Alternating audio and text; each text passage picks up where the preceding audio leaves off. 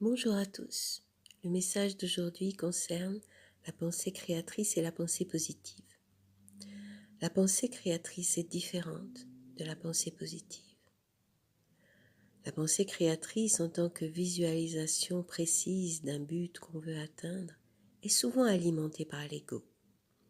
Elle met en avant une illusion magique de pouvoir créer certaines choses ou faire advenir certaines choses sans tenir compte du plan que l'âme veut accomplir. Si la pensée créatrice s'inscrit dans le plan de l'âme, tout coulera de source, et le projet visualisé avec cette pensée créatrice se fera facilement.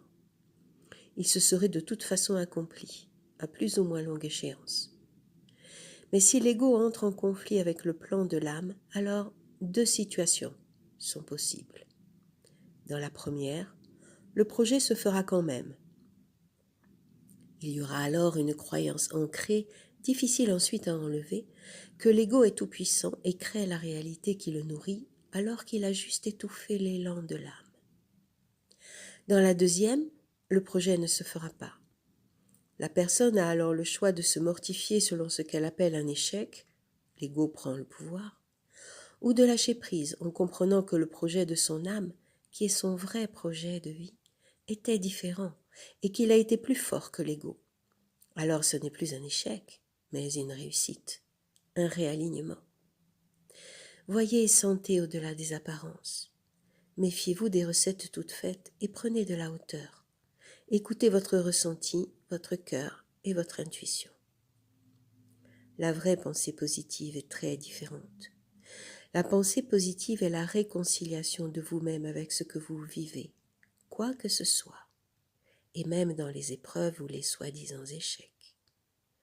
La pensée positive est de vous dire que ce qui est dans le présent manifeste le plan de votre âme et vous mènera à plus ou moins long terme à accomplir ce que vous avez choisi d'expérimenter et d'être. C'est de voir que vous êtes sur le bon chemin. La pensée positive n'est pas de nier l'épreuve ou le chagrin ou les émotions, la douleur ou l'échec ressenti. Ne vous mentez pas à vous-même.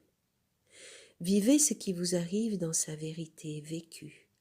Mais cessez de croire que vous êtes coupable de ce qui vous arrive, coupable d'expérimenter des moments difficiles, et cessez de croire qu'une visualisation créatrice ou un autre positionnement vous aurait amené à plus de réussite.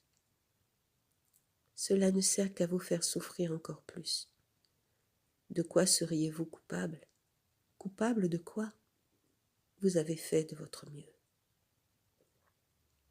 Ce que vous vivez a une cohérence, même si elle est cachée et très compliquée à voir. Évidemment, c'est difficile peut-être à entendre, mais lâchez prise. Ce que vous allez faire de ce qui vous arrive est plus important que ce qui vous arrive.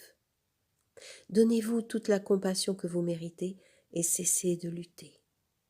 Voyez combien cela va vous faire grandir. C'est cela la pensée positive dans ce contexte particulier.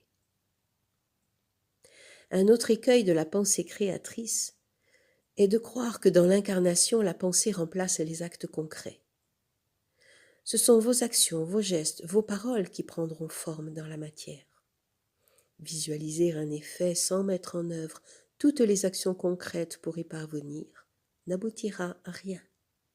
Si vous avez soif, cela ne vous viendrait pas à l'esprit de visualiser que vous buvez.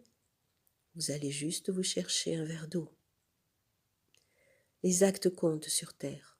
Alors mettez-les en adéquation avec vos pensées et accordez-les avec le ressenti dans votre cœur et votre esprit.